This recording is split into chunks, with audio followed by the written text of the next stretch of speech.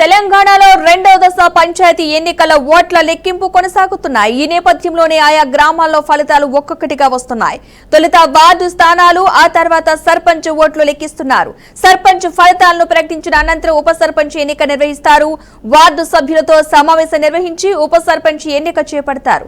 రెండో దశలో రాష్ట్రంలోని 193 మండలాల్లోని 3,911 గ్రామ పంచాయతీ సర్పంచులు, ఇక సర్పంచులు 29,917 వార్డు సభ్యుల పదవులకైతే పోలింగ్ జరిగింది.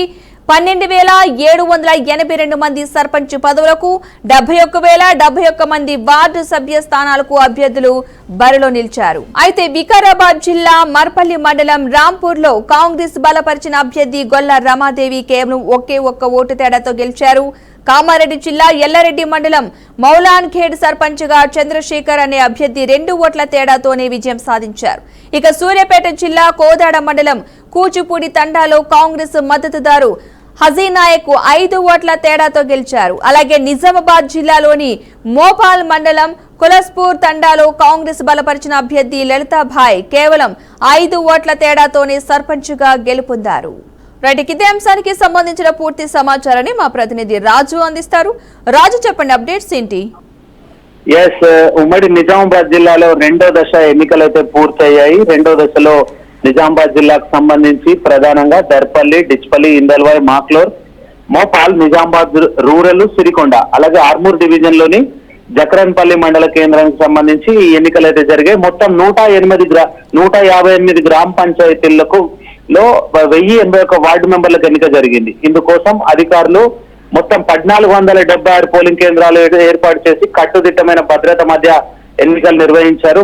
ఇక రెండవ ఈ పోలింగ్ ఏదైతే ఉందో ఈ రోజు విజయవంతంగా పూర్తయింది. అన్ని గ్రామాల్లో కూడా ఈ ఎన్నికలు విజయవంతంగా పూర్తి చేశారని చెప్పొచ్చు. ఎందుకంటే ఎక్కడ కూడా చిన్న చిన్న సంఘటనలు జరిగాయి. 2 సంఘటనలు, ఒకటి ధర్మారం గ్రామంలో ఇరు వర్గాలు తోపులాట. ఎందుకంటే అక్కడ కొందరు రిగ్గింగ్ చేస్తున్నారంటూ ఒక వర్గానికి చెందిన వారు పోలింగ్ బూత్ లోకి వెళ్ళడానికి ప్రయత్నించారు. వెంటనే అక్కడ ఉన్న పోలీసులు నిర్వహించి వారిపైన లాఠీ చార్జ్ చేసిన సంఘటన కూడా చోటు చేసుకుంది. అలాగే కామారెడ్డికి సంబంధించి గాంధారి మండల కేంద్రానికి సంబంధించిన ఒక పోలింగ్ బూత్ వద్ద ఇలానే లోపల గుర్తు తెలియని వ్యక్తులు, అంటే ఓటు హక్కు లేని వారు ఫేక్ ఓట్లు వేస్తున్నారని ఒక్కసారిగా ప్రచారం జరగడంతో అక్కడ ఆ పోలింగ్ బూత్ లోకి దూసుకుపోయే ప్రయత్నం చేశారు. వెంటనే పోలీసులు నిర్వహించారు. అయితే ఈ 2-3 చిదురుముదురు సంఘటనలు తప్ప జిల్లా వ్యాప్తంగా, ఉమ్మడి నిజామాబాద్ జిల్లా వ్యాప్తంగా కూడా పోలింగ్ అంతా కూడా ప్రశాంతంగా జరిగింది. ఇప్పటికే కొన్ని ప్రాంతాల్లో మోపాల్లో 5 ఓట్ల మెజారిటీతో గెలిచిన సందర్భం ఉంది. కామారెడ్డిలో కూడా ఇలాంటి సందర్భం చోటు చేసుకుంది. 2 ఓట్ల తేడాతో గెలిచిన సందర్భం.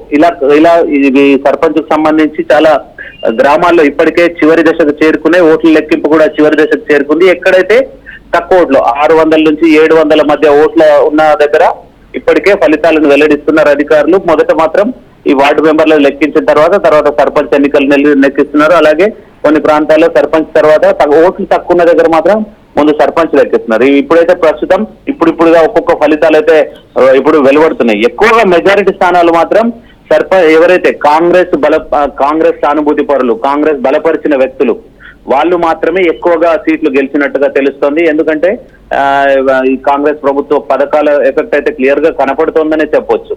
ప్రస్తుతం ఈ ఉమ్మడి నిజామాబాద్ జిల్లాకు సంబంధించి ఎక్కువ మెజారిటీ స్థానాలు ఈ ఎన్నికల్లో పార్టీల గుర్తులు లేకపోయినప్పటికీ వారు ఎవరైతే కొందరిని బలపరిచారు, పార్టీలకు సంబంధించి గుర్తులు లేకపోయినప్పటికీ వారి సానుభూతి పరులు, అంటే కాంగ్రెస్ అట్లా పేరు చెప్పుకొని ఆ విధంగా అట్లున్న వాళ్ళు ఎక్కువగా గెలిచినట్టుగా అయితే ఈ కామారెడ్డి జిల్లాకు సంబంధించి కూడా అదే పరిస్థితి ఉంది. ఇటు నిజాం సాగర్, అటు ఎల్లారెడ్డి, ఈ కామారెడ్డి, ఈ బాన్స్వాడ సంబంధించి ఈ ప్రాంతాల్లో ఈ ఎన్నికలు జరిగాయి. అక్కడ కూడా మెజారిటీ స్థానాల్లో కూడా కాంగ్రెస్ సానుభూతి పరులు, లేకపోతే కూడా కాంగ్రెస్ అభిమానులు అని చెప్పొచ్చు, వాళ్ళ ఎక్కువగా గెలుపొందిన పరిస్థితులు అవుతున్నాయి. బీజేపీకి సానుభూతి పరులు కొన్ని ప్రాంతాల్లో మాత్రం విజయం సాధించారు. రూరల్లో త్రిముఖ పోటీ ఉంది. అటు కాంగ్రెస్ ఉంది, అక్కడ బీజేపీ ఉంది, బీఆర్ఎస్, ముగ్గురు నాయకుల బలమైన క్యాడర్ ఉంది. దీంతో ప్రస్తుతం మాత్రం ఎక్కువగా మెజారిటీ సంబంధించి కాంగ్రెస్ సానుభూతి పరులే ఎక్కువగా ఎన్నికల్లో అయితే గెలిచినట్టుగా తెలుస్తుంది. ప్రస్తుతం చివరి దశలో ఉంది, కౌంటింగ్ ఇంకా పూర్తి అవ్వలేదు. గత మొదటి దఫా ఎన్నికల్లో అయితే అధికారులు కొంత ఆలస్యమైంది కౌంటింగ్ సంబంధించి.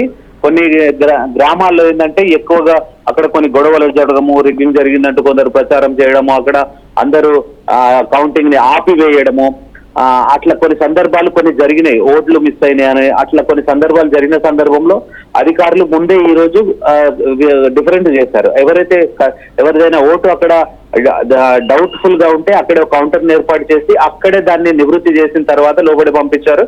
అయితే దాంతో ఈ సమస్య అయితే కొంత సాల్వ్ అయ్యింది. వ్యక్తికి సంబంధించిన ఐడెంటిఫికేషన్ అక్కడే క్లియర్ అవ్వడంతో ఏదైతే పోయిన ఎన్నికలు మన మొదటి దఫాలో జరిగిన సమస్యలన్నీ కూడా ఈసారి పరిష్కారం జరిగింది. ఎందుకంటే ఇక్కడ కూడా అలాంటి ఇబ్బంది జరగలేదు. అయితే దాని కారణంగా పోయినసారి కౌంటింగ్ కూడా కొద్దిసేపు లేట్ అయ్యింది. ఈసారి అలాంటి సమస్యలు రాకుండా ఎక్కడెక్కడ కట్టుదిట్టమైన భద్రతా ఏర్పాట్ల మధ్య తక్కువ మెజారిటీ ఉన్నది అప్పుడే ప్రకటించేసి అప్పుడే సర్పంచ్ ఫైనల్ అయిన తర్వాత వెంటనే ఏదైతే వార్డు మెంబర్లు గెలుపొందిన వాళ్ళందరినీ కూడా అక్కడే కూర్చోబెట్టి ఉప సర్పంచ్ కూడా అక్కడే ఫైనల్ చేస్తూ ఉన్నారు. ఇక ఎక్కడైతే మేజర్ గ్రామ పంచాయతీలు ఉన్నాయో వాటికి సంబంధించి సాయంత్రం 6-7 అయ్యే అవకాశం ఉంది. ఎందుకంటే ఫైనలైజ్ చేసి వాటంతా కౌంటింగ్ అంతా ఫైనల్ అయ్యేసరికి కొంత సమయం పట్టేది. ఎందుకంటే అంతా అయిన తర్వాత 1-2 ఓట్లు ఎక్కడన్నా తేడా వచ్చిన వాళ్ళు మళ్ళీ రీకౌంటింగ్ అనే అవకాశాలు ఉన్నందున ఎక్కడ కూడా ఎలాంటి ఇబ్బందులు కలగకుండా ఎవరికి డౌట్ లేకుండా ఒక సీసీ కెమెరా ఏర్పాటు చేసి ఆ కెమెరా పర్యవేక్షణలో ఆ అభ్యర్థులందరినీ అభ్యర్థులు ఎవరైతే కంటెస్ట్ చేసిన అభ్యర్థులు ఉన్నారో వాళ్ళందరినీ కూడా వాళ్ళ ముందు ఈ కౌంటింగ్ అనేది పకడ్బందీగా చేస్తున్నారు. ఇందుకు ఆదేశాలు కూడా జిల్లా కలెక్టర్ ఆదేశాలు కూడా జారీ చేశారు. ఎక్కడ కూడా ఎలాంటి అనుమానాలకు తావు లేకుండా ఈ కౌంటింగ్ అయితే నిర్వహిస్తున్నారు. ఎందుకంటే కొన్ని ఓట్లతో కొన్ని ప్రాంతాల్లో ఓడిపోయే అవకాశాలు ఉన్నాయి. అలాంటప్పుడు వాటికి సంబంధించి రీకౌంటింగ్ ఎలా చేయాలి, దాన్ని ఏ విధంగా చేయాలనేది దానిపైన అధికారులు ఇప్పటికే నిమగ్నం అయి ఉన్నారు. దానికి సంబంధించి ప్రతిదీ కూడా అప్పటికప్పుడు మొదట వాటినంటే బెండలింగ్ చేసి దాన్ని పూర్తిగా వాళ్ళందరూ ఓకే అన్న తర్వాతే కౌంటింగ్ చేసే సిస్టమ్ అయితే తీసుకొచ్చారు. ఏదేమైనప్పటికీ 2 దఫాలు విజయవంతంగా అధికారులు అయితే ఈ ఎన్నిక నిర్వహించారు. ప్రస్తుతం మరికొద్ది సేపట్లోనే ఎన్నికల ఫలితాలు వెలువడే అవకాశం ఉన్నాయి. ఎవరైతే ఆశావాహులు ఉన్నారో వాళ్ళందరూ కూడా ఈ ఎన్నికల ఫలితాల కోసం ఎదురు చూస్తున్నారు. ఇక కొందరైతే ఇప్పటికే గెలిచిన వాళ్ళు సంబరాలు కూడా చేస్తున్న పరిస్థితి ఉంది. ఇప్పటికే బాణసంచా కలిసి మిఠాయిలు పంచుకొని గ్రామాల్లో సందడి చేస్తున్న పరిస్థితి ఉంది. ఇక మరికొన్ని గ్రామాల్లో అయితే ఎవరైతే వేరే పార్టీ అంటే బీఆర్ఎస్ కు సంబంధించిన వాళ్ళు కానీ అటు బీజేపీ వాళ్ళు గెలిచిన వాళ్ళని పార్టీలో చేర్చుకునే ప్రయత్నంలో కొందరు నాయకులు ఇప్పటికే అదే పనిలో ఉన్నారు. ఎవరైతే గెలిచున్నారో వాళ్ళందరినీ కూడా కాంగ్రెస్ లోకి రమ్మని, ఎందుకంటే ఇప్పుడు రానున్నదంతా కాంగ్రెస్ ప్రభుత్వం ఉంది కాబట్టి అక్కడ అభివృద్ధి సంక్షేమ పథకాలు జరగాలంటే ఖచ్చితంగా కాంగ్రెస్ లో ఉంటేనే మంచి అభివృద్ధి జరుగుతుంది, మీకు నిధులు ఇస్తామంటూ అట్లా కూడా ఇప్పుడు గెలిచిన అభ్యర్థుల్ని కొందరు ప్రలోభాలకు గురి చేస్తున్నారు నాయకులు.